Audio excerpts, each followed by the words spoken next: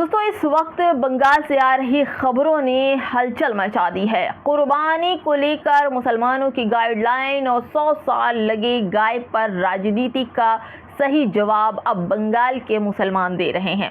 अल्पसंख्यक समुदाय की मांग गौ माता को राष्ट्रमाता घोषित करे, इसके लिए मुसलमान रैलियां भी निकाल रहे हैं।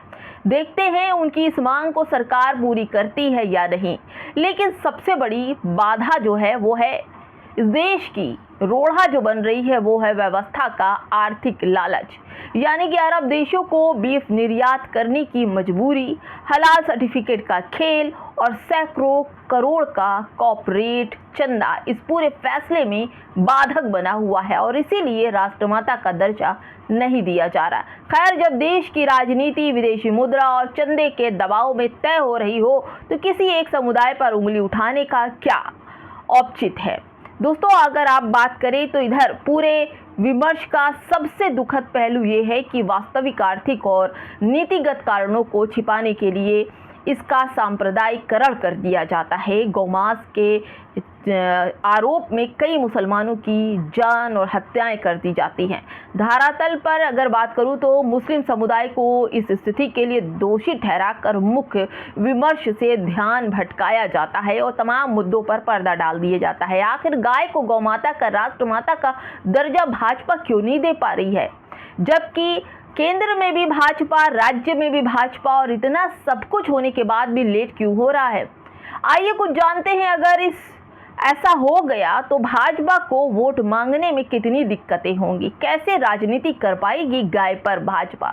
नमस्कार, आप देख रहे हैं बामसेफ न्यूज और मैं हूं आपके साथ शैला। आखिर क्या हो रहा है कुर्बानी से पहले? पश्चिम बंगाल में मुसलमानों ने ऐसा उल्टा दांव चला कि पूरा खेल ही पलट गया, पूरा दांव ही उल्टा चला गया। ना तो सरकार कुछ कर पा रही है और न वहां के नफरती चिंटू। गाय खरीदना बंद कर दिया है मुसलमानों ने, गाय खाना बंद कर दिया है मुसलमानों ने। जिन लोगों ने कुर्बानी के लिए गाय खरीदी थी वो भी व्यापारियों को वापस कराए हैं।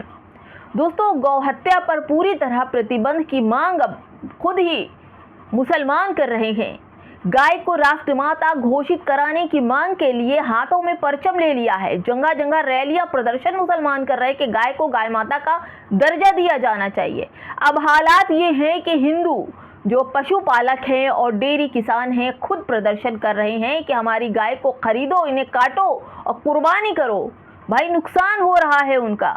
सच ये है कि मांस निर्यात की बड़ी कंपनियां, उन्हें लाइसेंस देने वाली व्यवस्थाएं और उनसे लाभ कमाने वाला तंत्र, इन सब के पीछे कौन है पूरा देश जानता है। ये एक संगठित आर्थिक चक्र है जिसे व्यवस्था का मौन संरक्षण प्राप्त है और इसका पूरा जिम्मेदार मुसलमानों को ठहराकर उनकी लिंचिंग और हत्याएं कर रहा था। इसीलिए यह कभी इस मांग को स्वीकार करेगा ही नहीं, क्योंकि मुसलमानों को चाहिए वह खुद इसका पूरी तरह से बाइकॉट कर दे और तंत्र भी यही चाहता है कि अब्दुल इन जानवरों का बाइकॉट करे ताकि कौड़ियों के भाव लेकर ये तंत्र मोटा मुनाफा विदेशों से ले। दोस्तों, यही सब कुछ तो चलना चाहिए था और ये चल रहा है। इन सबसे ज़्यादा नुकसान उसी समुदाय का है जिस समुदाय के लोग गाय के नाम पर मुसलमानों की लिंचिंग किया करते थे। गौमांस के आरोप में अखलाक जैसे लोगों की हत्याएं हुई। बंगाल में गाय पर बहुत राजनीति हुई। ज्योति बासु की वाम मोर्चा सरकार के खिलाफ विनोबा भावे गौ हत्या पर प्रतिबंध लगाने की मांग को लेकर बंगाल से लेकर दिल्ली तक आंदोलन उन्होंने किया था। इस आंदोलन का नतीजा ये हुआ था कि ज्योति बासु ने विनोबा भावे से कहा था कि जम्मू कश्मीर में शेख अब्दुल्ला ने, जिन्हें शेरे कश्मीर कहा जाता है, वो अल्पसंख्यकों की भावना का आदर करते हुए जम्मू कश्मीर में गौमांस, गौ हत्या पर पूरी तरह से प्रतिबंध लगाया है। वहाँ हिंदू अल्पसंख्यक है, यानी कि वहाँ हिंदू कम है, इसलिए उन्होंने गौ हत्या पर बिल्कुल उनकी आस्था का ख्याल रखते हुए प्रतिबंध लगा दिया गया। दोस्तों, उन्होंने ये भी कहा था कि पूरे देश में लागू नहीं हो सकती है, लेकिन जहाँ बहुसंख्यक और अल्पसंख्यक है उनके भाइयों का आदर करना चाहिए, ऐसा कहा गया था। दिल्ली में ज्योति बासु ने अपने प्रतिनिधि के रूप में सीपीएम के संसदीय ग्रुप थे, जिसमें नेता कॉमरेड समर मुखर्जी को विनोबा भावे से बातचीत करने के लिए भेजा था।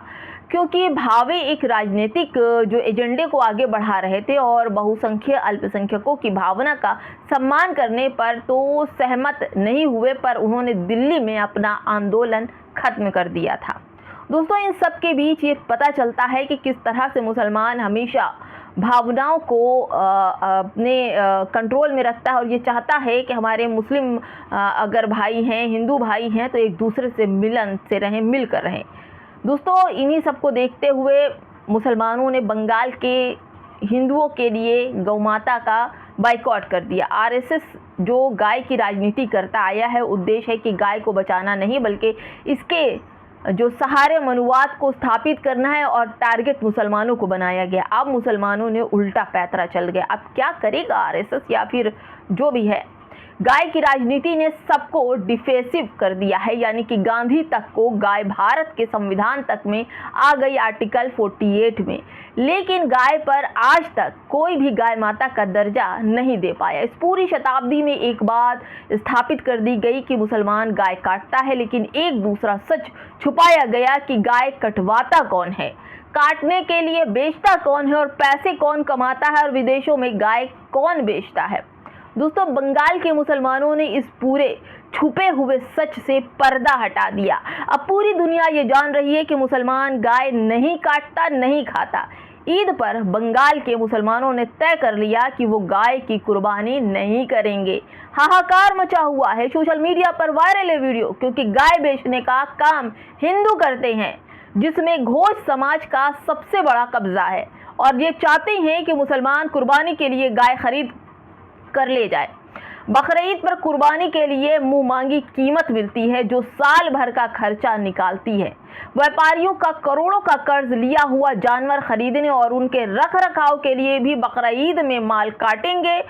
मुसलमानों के फैसले ने इन सब के जो अरमान थे धरे के धरे और पानी फेर दिया। दोस्तों, अब कहाँ मुसलमान हिंदू व्यापारियों से कह रहा है कि अपनी माँ को मत बेचो, ले जाओ और सेवा करो, घर में पालो, उनकी खिदमत करो। क्यों बाजार और मंडियों में लेकर आए हो गाय माता को बेचने के लिए? ऐसे भी वीडियो हैं। अब इस आंदोलन को बंगाल के बाहर भी निकलना चाहिए।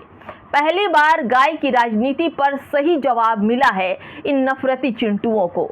दोस्तों, लोकतंत्र है, कौन क्या खाता है ये उसका चुनाव है, लेकिन अगर इस मुद्दे पर बीजेपी राजनीति करती है और बेकसूर मुसलमानों को मारे जाते हैं या कोई और मारा जाता है, तो सोचिए फैसला उस समय क्यों नहीं लिया जाता। लेकिन आज भी जब आपकी सरकार है, सब कुछ आपका है, तो गौ माता को राष्ट्र माता देने में इतना टाइम क्यों?